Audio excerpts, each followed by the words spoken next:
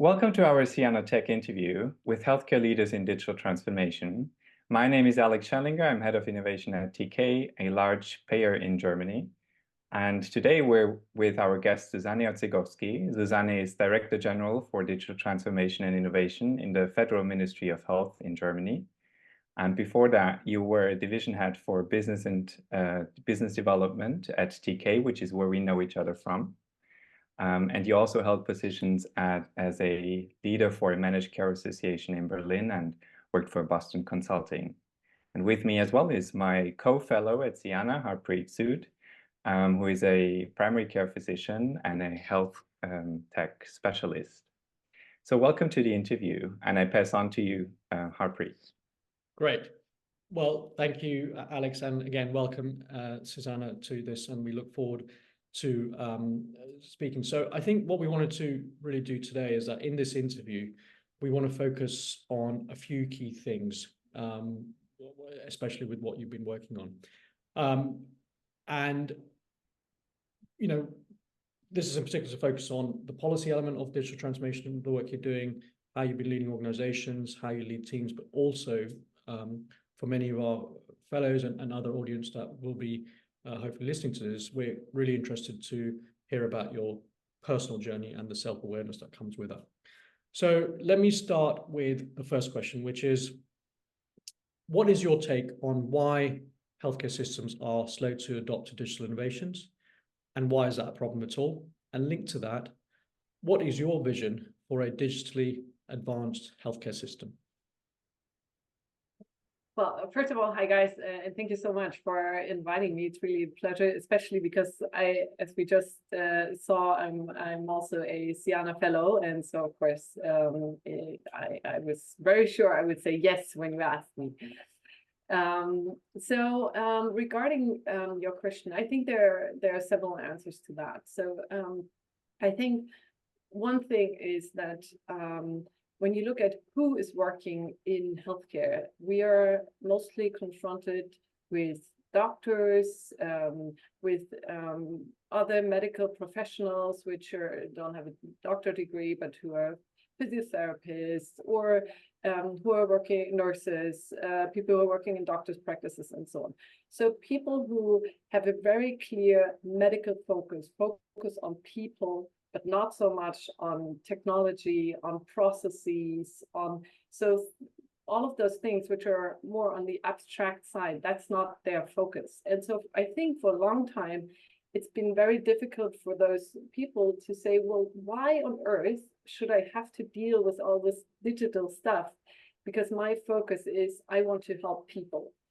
And so I think what we really have to do is taking all of those people who are doing great work every day and trying to make them see how this technology help them in fulfilling their real mission, right? And I think we've come quite a way now over the past years, but it's still a very big challenge, also in Germany, where I think the acceptance from doctors, from nurses, when it comes to digital transformation is still way too low in order to really be able to have an impact there.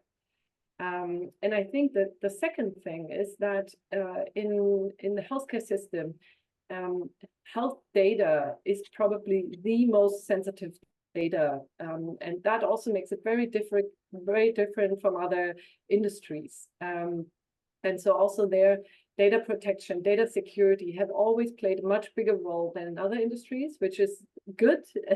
But on the other hand, it also means that the requirements towards the technology, the requirements towards extra mechanisms in order to protect data, those have also really made it a lot more difficult than, you know, just taking your smartphone in your hand and pushing the Google Maps button, not having to log in, not having to remember any, you know, 2 passwords and stuff like that. So I think also that has made it, especially for patients, has made it more difficult to really say, okay, I see the use case, and so I go through the trouble which I maybe have upfront in some instances. So yeah, I would say that are probably two of probably many more reasons for that. Got it. So really what we have to do is, first of all, like I said, we have to take those people with us who are the ones who are standing at the front and talking to patients, and who are the ones who make healthcare work. We cannot, from a policymaker perspective, or also from a digital health startup perspective, or whatever, we cannot just say, well, we look on it from the top and say we know how to do things and then we make the change. That will never work. It will only work when those people who are really doing healthcare in their everyday life, when they see the benefit, and when they know how to use those tools so that they help them, and not just that they do something because someone requires them to do that. And I think that is very central, and it's something that we really still have to learn, and we're trying to figure out now, looking from my perspective at the ministry, where of course a lot of times we're very far away from those who stand in the hospitals, in the practices. It makes it very difficult to see how can we bridge that gap in a way. But I think with small initiatives, for instance, at the moment we have a program where we educate regular nurses and doctor practices, and who said, well, we're interested in all this digital stuff, we just don't know how to make it use. So we have a program where we sponsor kind of on top education for them, so that they then, when they are in their practices, they can help out, that they can show, well, what should we in our little practice look at, and how can I maybe help also those other 2, 3, 4, 5 practices that we work with on a regular basis. So really, making those people ambassadors who are who are dealing with patients every day. Wonderful. That's great. Thank you, Susanna. Alex. Susanne, this is a perfect lead up to our next question. And just for people who are not from Germany, you are in a key position to really shape digital transformation in the healthcare sector in Germany. I mean, if I had to name anybody on the public sector, it would be you, really, from the role that you have today. So keeping all these problems and challenges in mind that you just mentioned, how was your approach? How did you approach your position 2 years ago for the digital transformation of the healthcare sector in Germany? Well, but actually, when I arrived at the ministry, we were in a situation where over the last over the past 4 years, there a lot of things were started, and a lot of things started to happen. So that was actually a good ground in that sense, that, for instance, the TK and other sickness funds developed the technology to have a patient record, the technology to have e-prescription was there, and so on. But what was really lacking was exactly the acceptance part, which we just talked about. And also what really lacked was a common vision of where do we actually want to go? What do we want to do with all of those different products? And so what my colleagues and I did when we started was to together try to write down what is our vision for a digital healthcare system in Germany. And we didn't do that on our own in the ministry in the back office, but like we did a whole process where we had, in the end, I think more than 500 people who participated from all kinds of different backgrounds, and who in workshops, in things people wrote to us, in questionnaires, and so in all kinds of different formats were delivered to us. And then we tried to put it all together so that we do not just talk about single products or technology, but we rather talk about where do we actually want to go and how do we get there. And from that, we developed our different pieces of legislation that we brought to the Bundestag over the last year. And so now we're at the point where we have all of the regulatory framework, but of course we still have to implement all of this stuff. But I think the strategy process was extremely important for us to have a clear vision, but also for everyone who participated to really understand, well, what is our role? How can we participate, and how strong we are when we're all working together? So I think that was actually a lot worth a lot more than just, you know, having a brochure in your hand at the end, but the process in itself was really what was very important. Brilliant. No, very good. If I just may follow up here, Harpreet, just quickly. So you mentioned this was a very large scale, 500 actors, players process, participatory process. So that takes a lot of resources and time. But also looking back at it now, is there anything that you've learned in this process, anything that you might want to do different if you had to do it another time? Well, of course, for us from the beginning on, it was clear that this was not a one-time process where, you know, in the end, you know everything and then it's all settled and done. But it was always clear that this would be one step and that we would have to follow up on it again in the future. So I think looking back, maybe the parts on long-term care and nursing should have been things which we had on our minds, and we also had people from that sector in the whole process, and we also had an outcome in that regard. I think there this could have still been stronger looking back. However, yeah, I think, you know, looking more towards the future, and knowing that, you know, we're not at the end anyways, it's absolutely fine. We can do that. Yeah. You know, the year is coming up, so I think it's worked out pretty well. Very good, very good. So linked to that, I think what I like to do, Susanne, is just shift the gear slightly into the organizational level now, which is, I mean, from your perspective, you know, what do you think healthcare leaders today are lacking when it comes to digital innovations, and what advice do you have for organizations and teams in order for them to advance the transformation efforts more effectively? I think a very important aspect that we learned also through the strategy process was that the key is really to understand processes and also to be ambitious to change processes and rewrite them in a way. And I think this is something that is very, very, very tough for us actually in healthcare. Because all of those things, they have existed sometimes for many, many decades. And I mean, just looking at our vaccination pass or the all of those prescription, for instance, this is like a decade-long process, and changing that is really necessary, but it's very, very hard, because when you start, you will only discover what doesn't work and what happens if, you know, if there's no electricity, and you get all kinds of questions where you think, guys, this is not what it's about, you know, this is a big vision. If we talk about, well, what if the electricity one day doesn't work? Well, so you know, you really have to make clear, well, why are we doing this? Why are we investing in it? And we all know it's really tough at the beginning. But then really being able to say, okay, we are not just doing something electronic that we've so far done on paper, but we really have to make up a digital process out of it. And this, of course, means, and I think this is still something that we really have to work on, is that so far, also when you look at the organizational structure of the ministry, you will see there's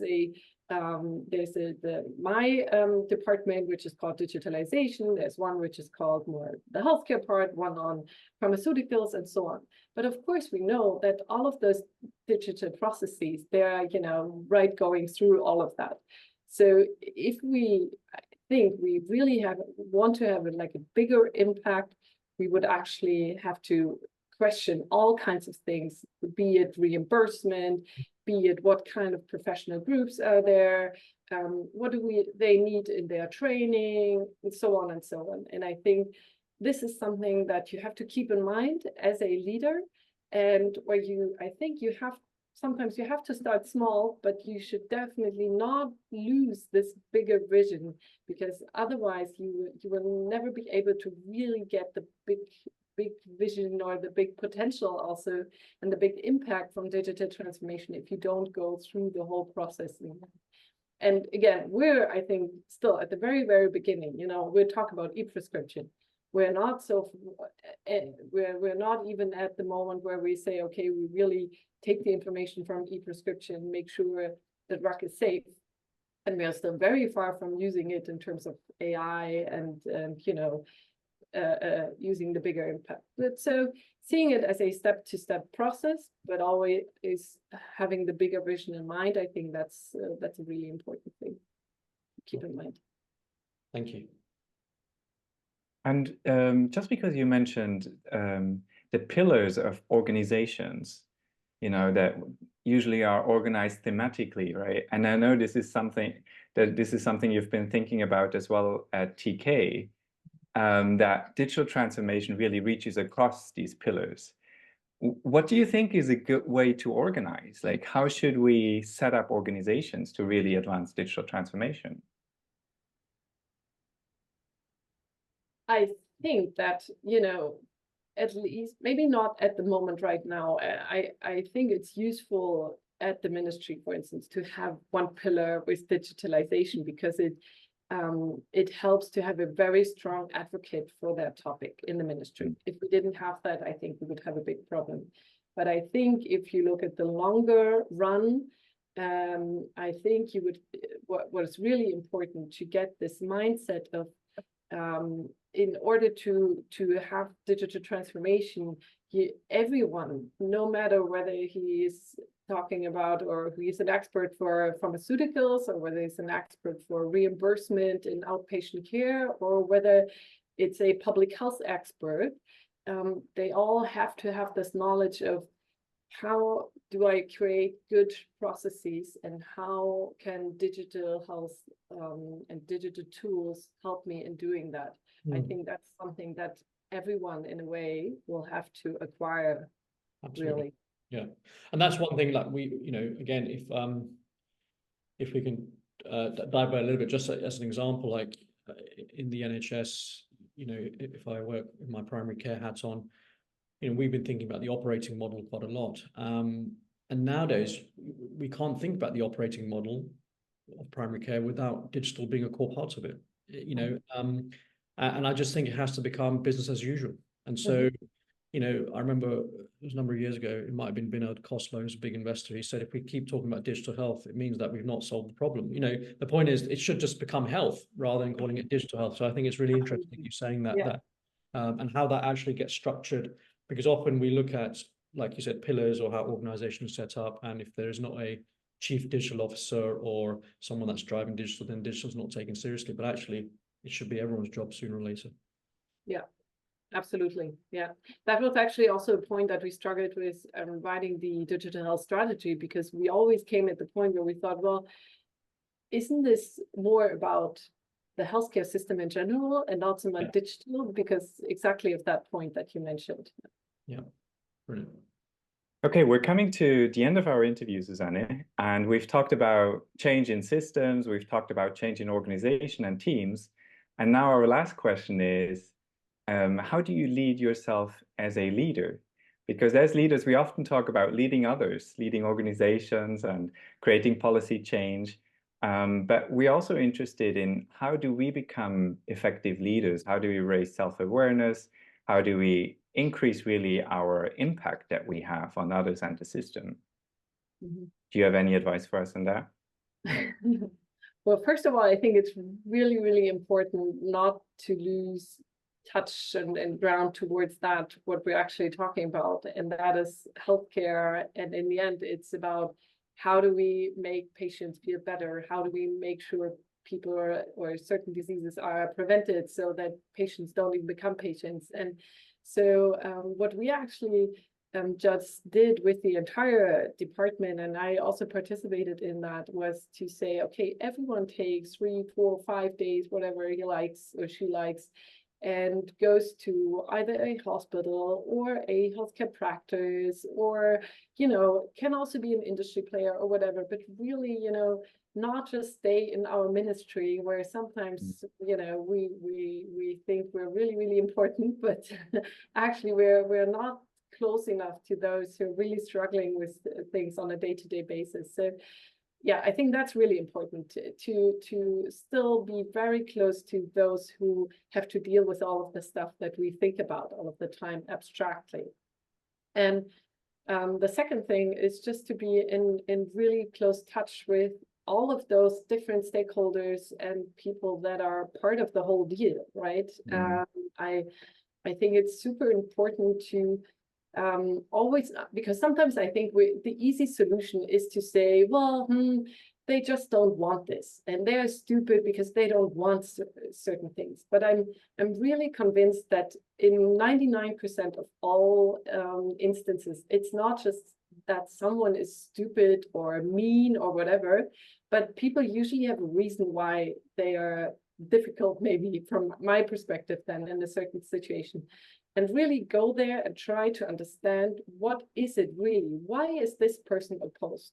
And maybe there is a way how we can find common grounds. And I think it's always worth to take that trouble to really understand and try. Sometimes in the end, it doesn't work out. Okay, but then at least you've tried. But I think this mindset of really respecting other people and respecting also the perspectives of other people, and then trying to find, yeah, this common ground. I think that's always worth it, and it's really, really important as a leader. I love this. I love this. This is great. I mean, what you just described, the second part especially, we always hear it under the 3 C's at Sciana: compassionate, collaborative, and the third one, cooperative, maybe. But I think you put much better words to it. You know, it's not just being empathetic and compassionate. It's really about like putting yourself into the shoes of the other one and trying to understand them. And also the first one that you mentioned, that remind ourselves, what is the mission? Why we're doing this is so important. Thanks so much. Harpreet. Really good. Yeah, well, look, I'm really sad, I'm really sad, but you know, we've come to an end. And yes, I would love to continue. but no, it's been a real pleasure, Susanne. Thank you so much for taking time out today, and thank you for everyone who's listening and watching. You know, please give us feedback, and please drop any ideas and suggestions for other interviews, future interviews that we might have. But again, a really special thanks, Susanne. You've set the bar very high for us, Sciana Fellows, and we've got you know, a big path and an uphill path to travel to get to your level. So thank you again, and we look forward to keeping in touch.